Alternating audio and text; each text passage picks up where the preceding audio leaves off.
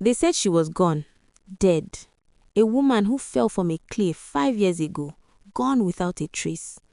Marcus believed every word. He lost himself in work, in money, in anything that could make him forget her face, her voice, the way she made him feel. But today, standing at the gate of his abandoned mansion, Marcus was about to discover that the greatest lie we tell ourselves is the most dangerous one. And when the truth finally appears, it shatters everything he thought he knew. Before we dive deeper, let us know in the comments where you are watching from. We'd love to hear from you. And if you are new here, click on the subscribe button so you never miss any of our upcoming videos. Marcus Hartford had built an empire. Real estate across continents, tech investments that changed millions of lives. To the world, he was unstoppable. But at home, he was a different man. A husband, a father. Elena was his anchor. They had met in college, 2 kids with big dreams. One smile from her and Marcus felt like he could conquer anything.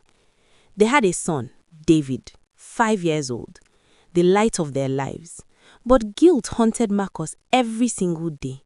The guilt of choosing board meetings over his son's soccer game. The guilt of loving his work more than his family. That guilt never left him. It was a Saturday when everything changed. Elena wanted to go hiking. Marcus said no at first, too busy, too many calls. But she begged and he said yes. That morning, they drove to the mountains with David asleep in the back seat. It was supposed to be a short hike. But then, Marcus got a call. His business partner, betrayal, theft, millions missing. He had to go back to the office. He kissed Elena goodbye and told her to be careful. That was the last time he saw her alive. Or so he thought.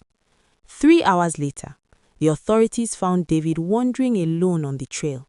His mother had fallen from a cliff. There was no body. People didn't survive falls like that. Elena was gone. Marcus shattered.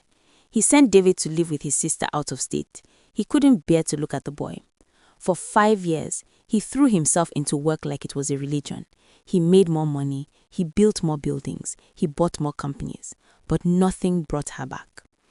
His sister told him to move on, to heal. But Marcus didn't want to heal. He felt like healing meant betraying Elena, meant admitting he had killed her with his carelessness. He became a ghost, a billionaire with nothing. The mansion sat empty, untouched. Every room held her memory. Every corner whispered her name. But 5 years to the day after Elena disappeared, Marcus made a decision. He was going back to the mansion. He was going to sell it. He was going to let go. Marcus drove through the gates on a cold December morning. The grounds were overgrown. Weeds covered the garden Elena used to tend. The pool was green and murky. Everything was falling apart. He walked through the front door and smelled it first. Not decay. Coffee. Fresh coffee. His heart stopped. He walked toward the kitchen and heard it. A child's laugh. He pushed open the door and there she was. Elena. Alive. Her hair was longer. She looked older, weathered, but it was undeniably her. She turned and her face went pale. The boy with her had to be around 5 or 6 years old. This wasn't David. Elena had been pregnant when she fell. She had survived. She had given birth to their son somewhere in the world, alone, without help, just her will to live. Elena spoke and her voice was different, harder. She told him the truth. She didn't fall by accident. She jumped. Living with Marcus, living in that mansion, living as his wife while slowly disappearing had become unbearable. But halfway down the cliff, her survival instinct kicked in. She grabbed a tree root.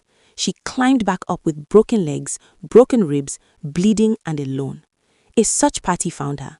She never called Marcus. She never went back. She had learned that living for herself was more important than living for him.